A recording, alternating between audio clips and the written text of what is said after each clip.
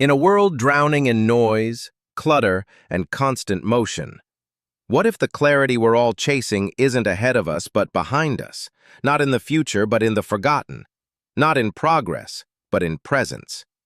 This isn't a documentary about monks in robes or crumbling castles. It's a story about you, about the invisible weight you carry every day, mentally, physically, emotionally, and how people in what we now call the Dark Ages may have carried far less but lived with far more clarity. This is medieval minimalism, an invitation to remember a rhythm of life we've nearly lost, one that can restore your energy, your attention, maybe even your sense of self. Let's begin in a cold stone monastery, tucked into the fog-draped hills of medieval France. The monks who lived there didn't own things the way we do today, not because they were impoverished, but because they made a conscious choice, a choice to live slowly, simply, intentionally. Each monk had what he needed, and only what he needed.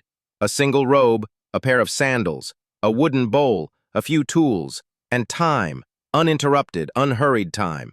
They rose with the sun, prayed in silence, worked in rhythm, and read by candlelight.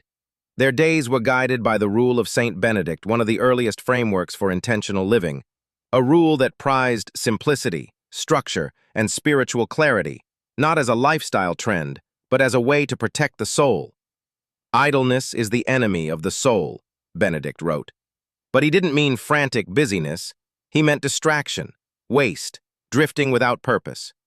Now compare that to today. We spend hours trying to optimize our lives, chasing the next productivity tool, toggling between tabs, refreshing apps, multitasking ourselves into exhaustion. But the monks were not unproductive. They were scholars, translators, healers, gardeners. They copied ancient texts by hand, preserved languages, fed the hungry, and they did it all without 1,000 notifications pulling them away from the task at hand. Now picture the medieval knight. He didn't walk into battle with 20 gadgets strapped to his chest. He carried only what mattered: a sword, a small pouch, maybe a dagger. His armor was heavy, but his mind was light. Because on the battlefield, every ounce of weight came at a cost. Extra gear wasn't just inconvenient, it was dangerous. It slowed you down, made you vulnerable, made you a target. So knights moved with precision. They lived with clarity. One tent, one fire, one mission. And here's the truth. Simplicity wasn't romantic. It was essential. It kept them alive. Minimalism in the medieval world wasn't about aesthetics. It wasn't a design trend. It was a way of relating to the world, with care, with reverence, with deep awareness. Take something as ordinary as a monk's ink pot. To us, it's just another object. To them, it was sacred, a vessel of transmission. It held the ink that preserved sacred texts, ancient history, spiritual teachings. The quill, hand-carved from a feather, sharpened with patience. The parchment, made from animal skin, painstakingly treated, respected, valued. There was no such thing as disposable. Everything took time. Everything had meaning. Every item had a name, a use, and often a story. Imagine living like that, where everything you touched actually mattered. Now pause. Look around your space.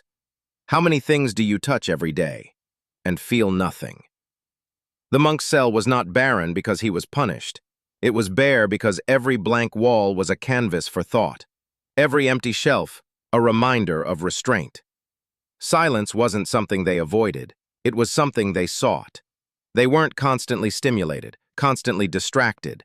They were present, attentive, still. One theologian once wrote, "Poverty is not the absence of wealth, but the freedom from its weight." They weren't owned by what they owned. Now leap forward 800 years. We live in an age of hyperabundance, yet we feel depleted. We own more than ever but have less peace.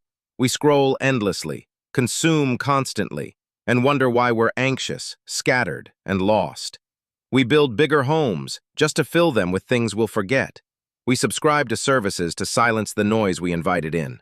We confuse excess with success, and we've completely lost our rhythm.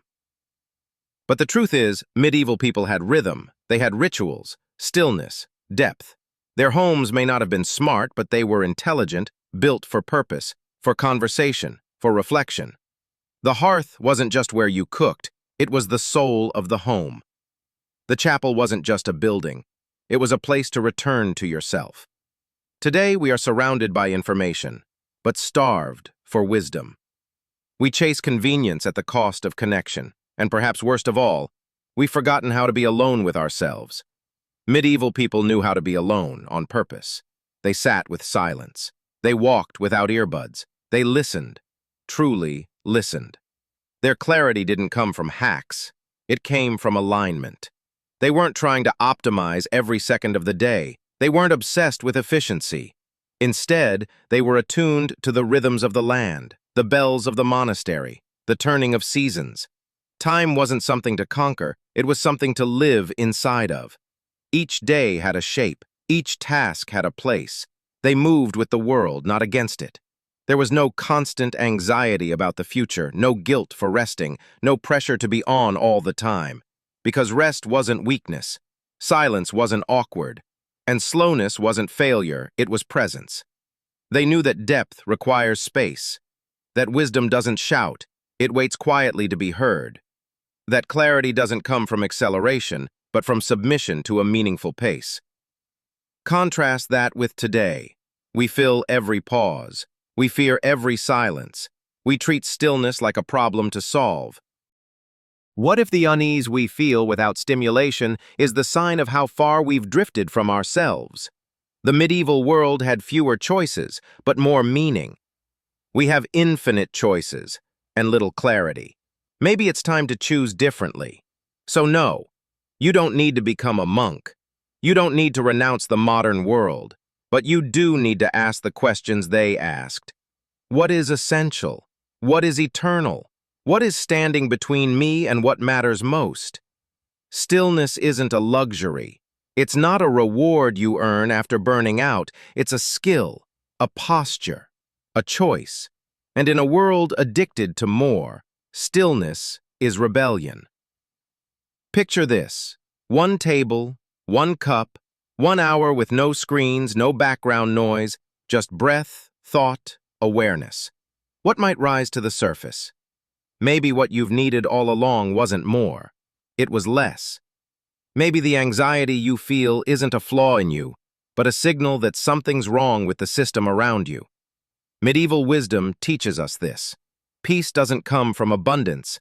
It comes from alignment. When your values shape your actions, when your space supports your mind, when your time reflects your soul, you begin to feel whole again. You don't need a new app. You need a new relationship with space, time, and attention. This isn't nostalgia. It's remembrance, a chance to reclaim what time tried to erase. Because the Middle Ages weren't just dark, they were deliberate. And maybe that's what we need now more than ever. One room, one goal, one quiet mind. If this message stirred something in you, if it made you pause even for a moment, then maybe this is your moment. Subscribe for more forgotten wisdom that still speaks to the modern soul.